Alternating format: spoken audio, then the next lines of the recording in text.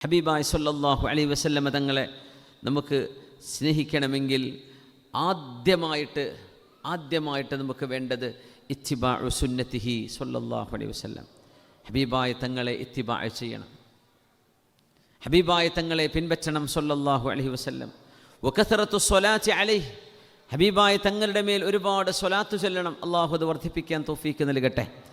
പിന്നെ വഖിറാഅത്തു സീറത്തിഹി, നബി തങ്ങളുടെ ചരിത്രം പഠിക്കണം, അവിടുത്തെ സീറ വായിക്കണം, ജീവചരിത്രം നമ്മൾ അറിയണം സല്ലല്ലാഹു അലൈഹി വസല്ലം. അവിടുത്തെ സീറ നമ്മൾ അറിയണം, ഹബീബായ തങ്ങളുടെ ചരിത്രം നമ്മുടെ മക്കൾക്ക് പറഞ്ഞു കൊടുക്കണം. നമ്മുടെ യുവതലമുറ ഹബീബിനെ അറിയണം. അവിടുന്ന് നമ്മുടെ ഖുദ്വത്താണ്, നമ്മുടെ മാതൃകയാണ്. എങ്ങനെയാണ് ഹബീബ് മാതൃകയാകുന്നത് നമ്മളത് അറിയണം. അല്ലാഹു സുബ്ഹാനഹു വതആല ജീവിതത്തിൽ ഒരുപാട് പഠിക്കാൻ തൗഫീക്ക് ചെയ്യട്ടെ. പിന്നെ പറഞ്ഞു വഖിറാഅത്തു ഹദീസിഹി, ഹദീസ് പഠിക്കണം.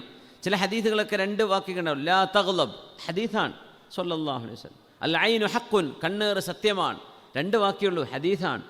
100 ഹദീസോ 1000മോ 5000മോ എത്രയാണ് ഹദീസുകൾ, ചെറിയ ചെറിയ ഹദീസുകൾ പഠിക്കാൻ പറ്റിയത്. അത് പഠിക്കാൻ നമ്മളെ കൊണ്ടായില്ലെങ്കിൽ എന്ത് ഹബ്ബാദങ്ങളോട്. പിന്നെ അവസാനത്തേത് ആലിമീങ്ങൾ പറയാണ് വസുഹ്ബത്തുൽ മുഹിബ്ബീൻ, പുണ്യൻ ഹബീബായ തങ്ങളെ സ്നേഹിക്കുന്ന മുഹിബ്ബീങ്ങളുടെ കൂടെ ഇരിക്കണം.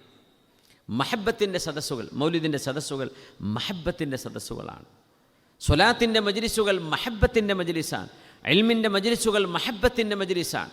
പുണ്യനബി തങ്ങളുടെ അപദാനങ്ങൾ വാഴ്ത്തപ്പെടുന്ന മജ്ലിസുകൾ മഹബ്ബത്തിൻ്റേതാണ്. മഹബ്ബത്തിൻ്റെ പ്രത്യേകത ഉണ്ട്, അത് പടരും.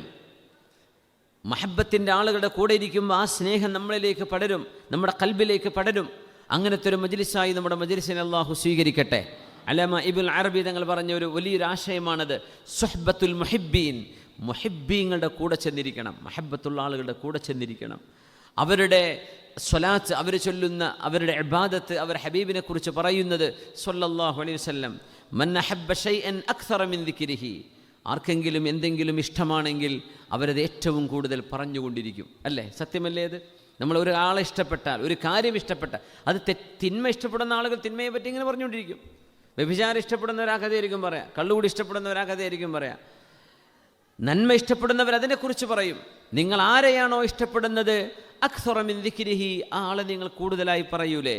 അങ്ങനെയാണെങ്കിൽ അഷ്റഫുൽ ഖൽഖ് സല്ലല്ലാഹു അലൈഹി വസല്ലമ തങ്ങളെക്കുറിച്ചുള്ള ചർച്ചയും തങ്ങളെക്കുറിച്ചുള്ള പരാമർശങ്ങളും നമ്മുടെ ജീവിതത്തിൽ, നമ്മുടെ സംസാരങ്ങളിൽ, നമ്മുടെ വീട്ടിലെ നമ്മുടെ മക്കളോട്, നമ്മുടെ ജോലിസ്ഥലത്ത്, നമ്മുടെ സുഹൃത്തുക്കളോടൊക്കെ ആ ഒരു ഹബീബിനെ കുറിച്ചുള്ള ദിക്ർ നമുക്ക് വർദ്ധിപ്പിക്കാൻ സാധിക്കണം. അത് മഹബ്ബത്തിൻ്റെ ഒരു ഭാഗമാണ്.